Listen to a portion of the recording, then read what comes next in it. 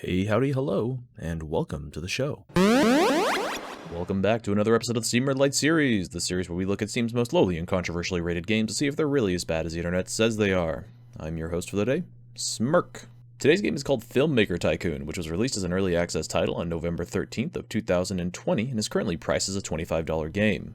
It was developed and published by Eternus Level 0 and Eternus Level 1, who currently have no other games on Steam. Filmmaker Tycoon currently has 35 reviews in total, with 28% of those reviews being positive. So this is the first game I've wanted to cover that's been released as an early access title, and these are judged a little differently. For early access titles, I won't be considering items of polish or counting bugs that aren't game-breaking in the review. I'll mostly be looking at how well this game handles the core gameplay loop and the critical gameplay mechanics, as well as basic artistic directions such as the art and sound design if I think they're worth mentioning. In Filmmaker Tycoon's current release, you play as a manager to a film studio. You'll build out administrative buildings such as a script writing room and a post-production office. You'll also build out some pre-constructed movie sets after crawling through the tech tree by having a location scout research the set design. These movie sets can be upgraded with camera mounting equipment, lighting fixtures, and better audio equipment. You'll need to hire scriptwriters, the directors, the actors, the editors, and the operators from an ever-generating pool of applicants. Each cast member comes with their own set of traits, behaviors, and abilities. And occasionally, they'll come with a set of strengths such as higher efficiency, or weaknesses, such as consuming more of their own energy on the job, leaving them to get fatigued faster and needing to cool down before they can get back to work. The core gameplay loop is introduced in an optional tutorial. Essentially, you develop a scene or two max as a short film on a specific movie set or sets, and then assign a scriptwriter to compose that scene. Once they're done, you choose a director to direct while you assign the necessary actors that have been planned for in that scene. Once the scene is done filming, you have the option to release the movie without putting it through post-production, or you can put it through post if you have that part of the technology tree researched, in addition to having the staff to support it. Once it's ready for release, you'll get a chance to watch the film before releasing it, and afterwards you can decide to cancel the project or release it publicly. After release, you'll get a breakdown of the reviews and the amount of income that the movie generates over a 5-week period. Integral to the gameplay loop is the research lab, which will unlock some additional abilities for your company such as costume designs, post-production effects, making full feature-length movies, and landscaping to decorate your studio. You also have the ability to purchase camera and lens upgrades to bring up the overall quality of your film, which is nestled into its own button off to the side of the main UI hub. I think that about does it for the foundation, so let's move on to what I did enjoy about Filmmaker Tycoon.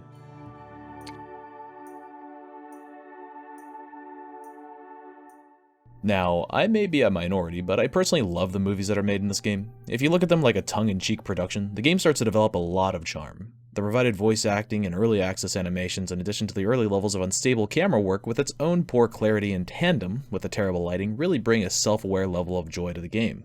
Also, the difference is pretty visible between movies that are produced with better equipment, actors, and post-production effects, so I think the game captured the growth aspect very well. You're unlikely to like the videos this game produces if you set your expectations too high, since it's almost impossible to develop a cohesive plotline with the pre-generated scenes. I'm actually going to show you my favorite movie that I produced in the game, just for your own enjoyment.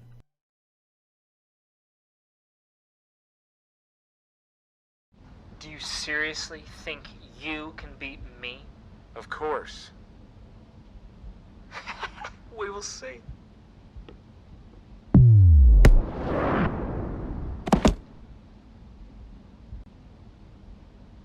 Yeah, that movie also earned me $195,000 for my studio.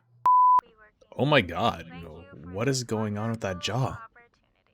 I also did find Filmmaker Tycoon very engaging. While I do have some concerns about the flow, which I'll get to later on, I did keep myself constantly occupied while playing this game. While you wait for things to finish researching, you want to be constantly cranking out material even if it's not going to be that good. This is because with every release, you generate fans which will still, for the most part, give you money to watch the underdeveloped garbage you put out.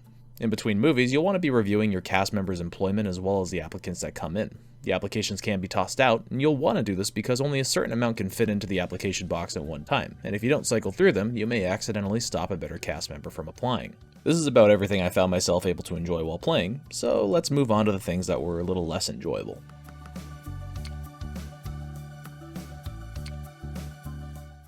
Starting off with the smallest of nuances, the tutorial seems to have omitted a few things. It doesn't teach you how to research, how to upgrade your filming equipment, or even how to upgrade your movie sets. I get this is probably something that's being disregarded for the early access release, but tutorials in management games are pretty important to a successful introductory experience, especially with that movie set upgrade hiding in what I'd consider an obscure piece of the UI.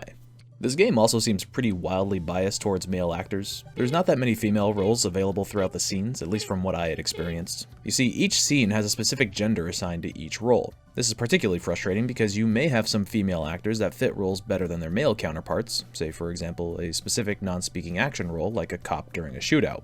The gender for this role really shouldn't matter, but the game limits you to only casting a male actor for whatever reason. This game could definitely benefit from some non-gender specific rolling because hiring female actors ends up being a drain on salary if you don't just fire them after the movie is finished, because you may not need them again for a considerable amount of time. One of the biggest bottlenecks of time is just how little control you have over your staff. There was one time where I accidentally put a new hire outside of the walls of my lot, and they had to run all the way around the outside of the park just to get inside to start working. Typically in these type of management games, you would just pick them up and drop them somewhere else, but you also can't assign multi-role staff to a specific job or turn off their abilities. So if you have someone who's able to do two jobs, like either camera or lighting, you can't choose which you want them to work on. In addition, the staff just wanders this big empty lot the whole time since the game offers no recreational buildings like green rooms or anything to help contain them to your developed areas. This means that when you're finally ready to film, you have to wait for Jacoby Jones to run his ass from the farthest corner of the lot to get to the set. This could be solved with the aforementioned recreational buildings or just by not having the initial lot be 100 goddamn acres, but it's not just the management of the staff I have a problem with, which leads into my final strike against this game. The worst thing in my opinion is that there is some critical shortage of management tools in this game. For starters, the game only allows you to produce one movie at a time, from script writing to release.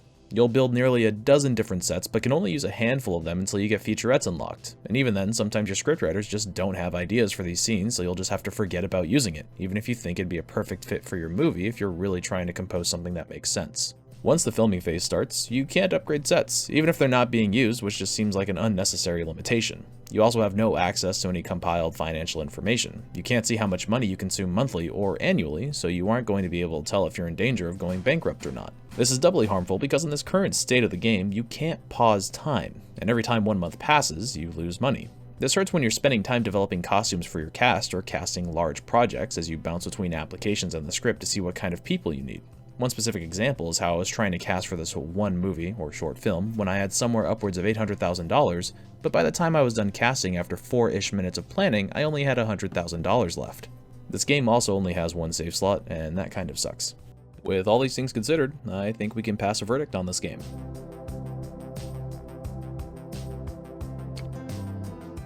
To recap this game's strengths, I think the movies this game allows you to watch after composing them are fun, tongue-in-cheek films. I don't think they're meant to be taken seriously. I also consistently stayed engaged with the game. I didn't find any specific parts boring since there's some aspects of micromanagement, albeit shallow, and those kept me busy. To reiterate this game's weaknesses, I think the tutorial is missing some key parts of the gameplay loop. There's also the element that female actors contribute significantly less in the absence of non-gender specific casting. For a management game, you have very little control over managing your casting crew.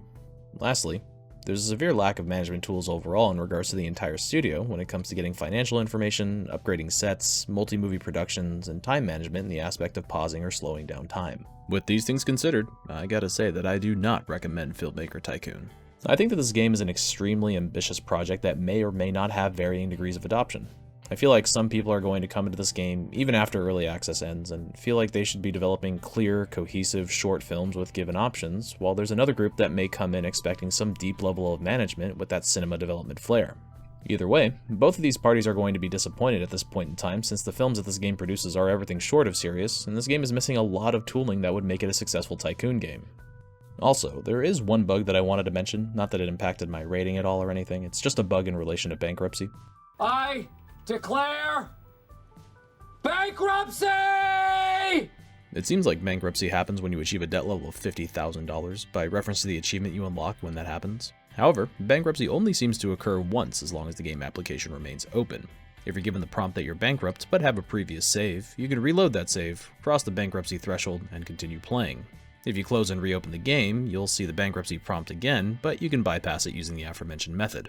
Oddly enough, making movies doesn't seem to cost money as long as you don't have to hire new staff to support it.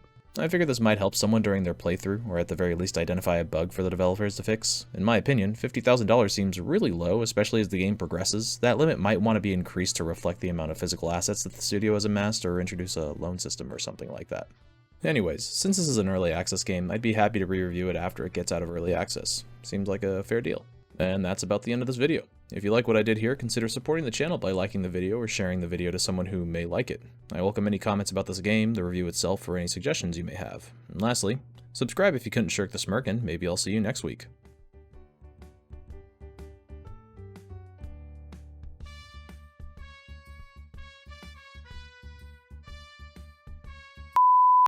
Oh yeah, I'm the man.